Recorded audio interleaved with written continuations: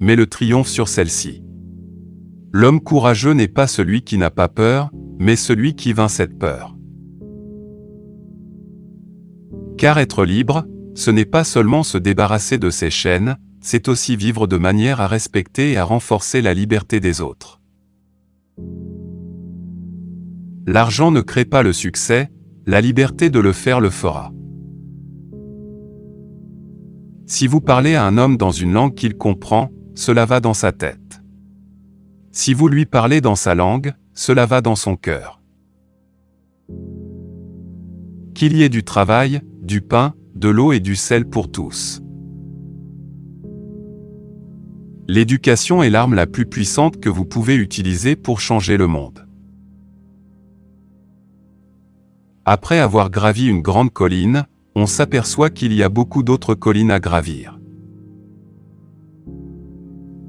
Il n'y a pas de passion à jouer petit, à se contenter d'une vie inférieure à celle que vous êtes capable de vivre. Il est préférable de diriger par l'arrière et de mettre les autres devant, surtout lorsque vous célébrez la victoire lorsque de belles choses se produisent. Vous prenez les devants lorsqu'il y a du danger. Les gens apprécieront alors votre leadership. Il ne peut y avoir de révélation plus vive de l'âme d'une société que la façon dont elle traite ses enfants. Jamais, jamais et jamais plus ce beau pays ne connaîtra l'oppression des uns par les autres.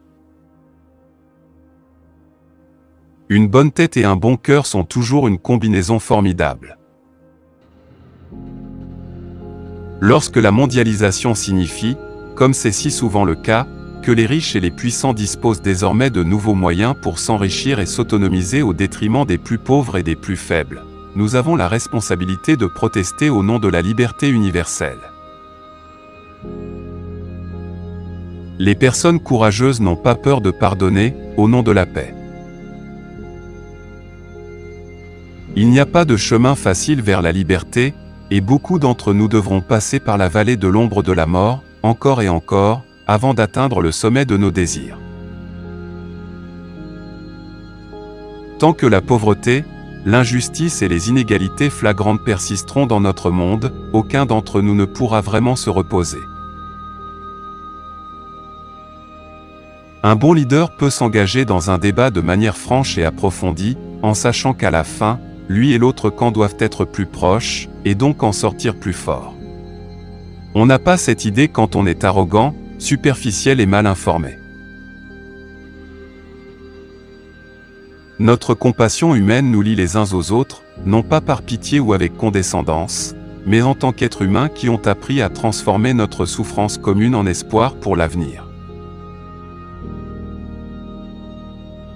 Refuser aux gens leurs droits de l'homme, c'est remettre en question leur humanité même. Je ne nie pas avoir planifié le sabotage. Je ne l'ai pas planifié dans un esprit d'insouciance ni parce que j'ai un quelconque amour de la violence. Je l'ai planifié à la suite d'une évaluation calme et sobre de la situation politique qui s'était créée après de nombreuses années de tyrannie, d'exploitation et d'oppression de mon peuple par les Blancs. Nous nous engageons à libérer tous nos peuples de l'esclavage permanent, de la pauvreté, des privations, de la souffrance, de la discrimination sexuelle et autres.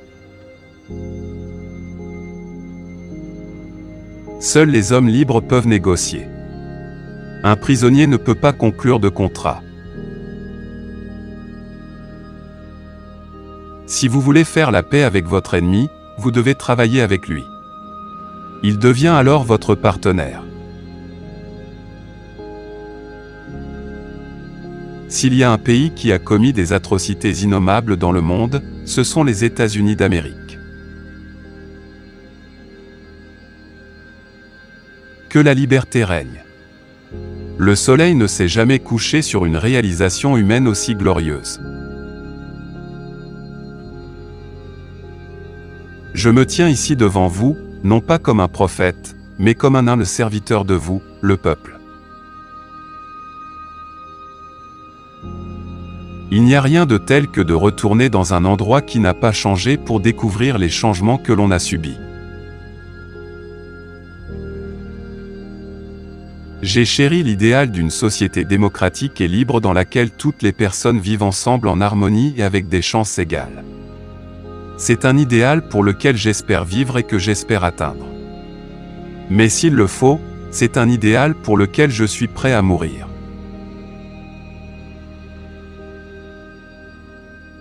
Lorsque l'eau commence à bouillir, il est insensé d'éteindre le feu. Sans éducation, vos enfants ne pourront jamais vraiment relever les défis auxquels ils seront confrontés. Il est donc très important de donner une éducation aux enfants et de leur expliquer qu'ils doivent jouer un rôle pour leur pays. Aucun pays ne peut réellement se développer si ses citoyens ne sont pas éduqués.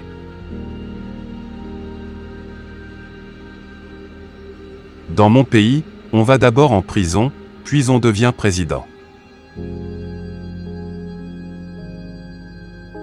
Tout homme ou institution qui tente de me priver de ma dignité perdra. Les gens réagissent en fonction de la manière dont vous les abordez. Si vous les abordez sur la base de la violence, c'est ainsi qu'ils réagiront. Mais si vous dites « Nous voulons la paix, nous voulons la stabilité », nous pouvons alors faire beaucoup de choses qui contribueront au progrès de notre société. Il est sage de persuader les gens de faire des choses et de leur faire croire que c'était leur propre idée.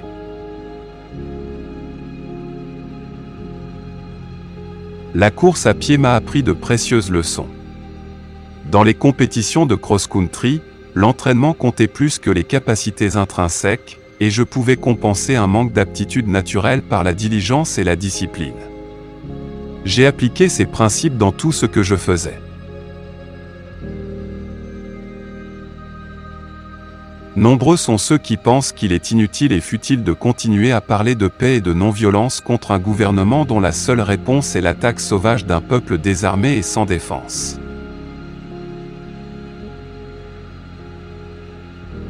S'il existe des rêves d'une belle Afrique du Sud, il existe aussi des routes qui mènent à leur but.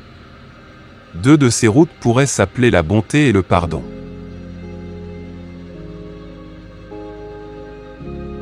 La liberté partielle n'existe pas. Je ne dois m'attacher à aucun système de société particulier autre que le socialisme. Nos actes quotidiens en tant que Sud-Africains ordinaires doivent produire une réalité sud-africaine réelle qui renforcera la croyance de l'humanité en la justice, consolidera sa confiance en la noblesse de l'âme humaine et soutiendra tous nos espoirs d'une vie glorieuse pour tous. Je me suis toujours considéré, en premier lieu, comme un patriote africain. Même si vous êtes atteint d'une maladie en phase terminale, vous n'avez pas à vous asseoir et à vous morfondre. Profitez de la vie et défiez la maladie que vous avez. Après avoir été en prison, ce sont les petites choses que l'on apprécie, pouvoir se promener quand on veut, entrer dans un magasin et acheter un journal, parler ou choisir de se taire. Le simple fait de pouvoir contrôler sa personne. Je déteste le racisme, car je le considère comme une chose barbare, qu'il vienne d'un homme noir ou d'un homme blanc. Je rêve d'une Afrique qui est en paix avec elle-même.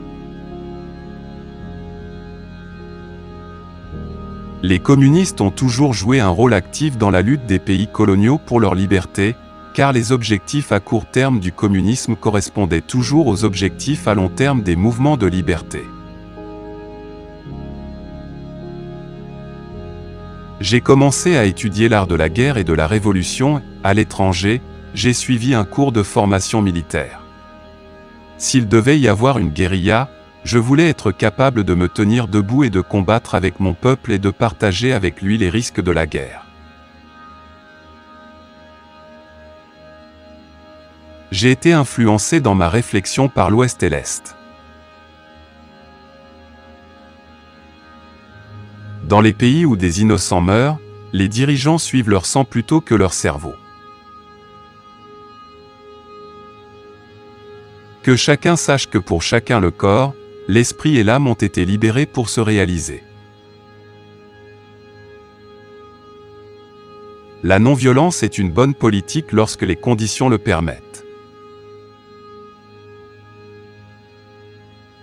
Je n'étais pas un messie, mais un homme ordinaire qui était devenu un leader grâce à des circonstances extraordinaires.